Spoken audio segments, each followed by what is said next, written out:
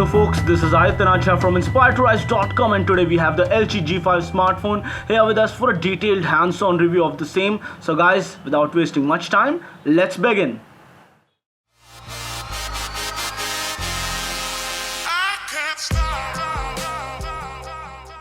So guys, let's first talk about the build and design of this smartphone. It comes with a 5.3-inch Quad HD IPS LCD display with a 70.1% screen to body ratio. On the top we have the 3.5mm jack. On the behind we have the fingerprint button, and it's actually a button, and you have the dual camera. On the bottom we have the USB type C port and a speaker grill, and on the left hand side we get the power button and volume button, and on the right hand side we get the hybrid SIM tray slot, and this is what it's like. On the bottom we have a button which when pressed leads to opening up of the battery chamber. You can remove the battery, you can use a different battery, and which is also the same for the same model, and that's really good. It comes with the Qualcomm Snapdragon 820 chipset, top of the line, 4GB of RAM, and apart from that it comes with the 32GB internal storage, micro SD expandable up to 200GB. The battery on this one is a 2800 mAh battery, and it has almost all of the imaginable sensors,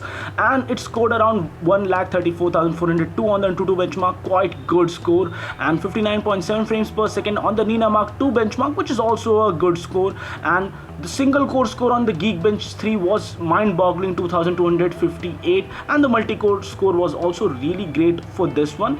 And apart from that, the overall performance during gaming was decent for this device. We played few small games and few heavy games also on this device, and during our gameplay duration we found out that there was no scope for lag whatsoever. It has the top of the line chipset, 4 gigs of RAM, a fast storage, everything on this phone is on point, so there is no scope for lag.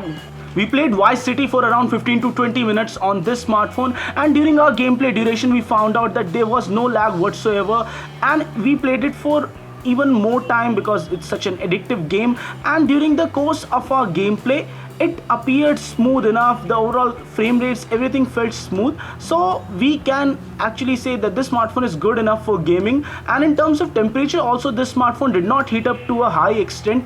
Even on the screen, everywhere the maximum temperature that we got was around 36 degrees Celsius, even after playing for 15 or 20 minutes or so the Vice City game. So we can say that this smartphone does not heat up that much even near the CPU, etc. And this smartphone has a very nice camera. It has a 16 megapixel rear camera, which is the standard camera, and you also get another 8 megapixel wide camera. The front camera is also an 8 megapixel standard camera, and you can shoot in RAW. Apart from that, you have a lot of manual control options available, and this smartphone does shoot 4K UHD videos. If you are not comfortable with manual, you can just go to auto mode, so that's also good enough for beginners and people who are starting out. And apart from that, you get the wide angle mode, which switches to a 135 degree wide angle view and makes your photo taking experience even better.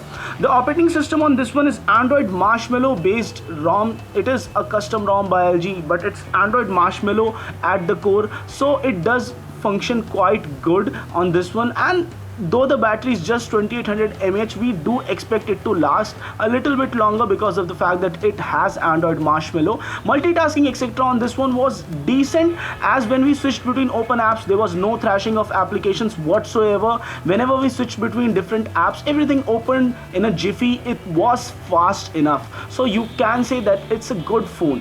And apart from that, the settings etc., the menu for everything is very different from every other Android smartphone out there. Everything is grouped in different groups, so it takes quite some time getting used to all of that stuff. The G5 does come up with OIS, 3-axis OIS on the camera, and the display is an always on display, so that's good enough. The fingerprint sensor, this one was accurate and it worked almost every time we tried it. The fingerprint sensor game has been improved by almost every smartphone company out there, so that's something which is really heartening to see in all of the newer smartphones that are coming out these days.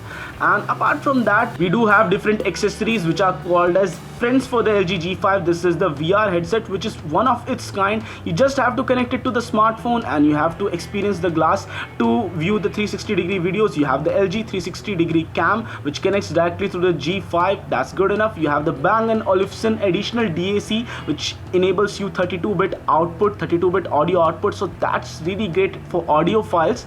And these are all of the additions. And overall, this smartphone is a decent one for a price of around 52,990 rupees. This smartphone will retail on Flipkart starting from today itself. And overall, this smartphone is a decent smartphone, an innovation by LG in terms of adding different functionalities. You can even swap out the battery module and have a different camera module for enhanced battery life and enhanced camera controls also. So overall, it's a good smartphone, and it comes with hybrid dual SIM, and people would get an additional battery cover free for this one when they buy the smartphone.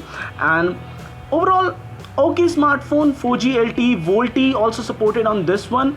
And guys, this was it for this video. In case you like this video, don't forget to hit the thumbs up and don't forget to subscribe to our channel. This is Aditya Najha from inspiredtorise.com signing off, folks. Stay inspired to rise.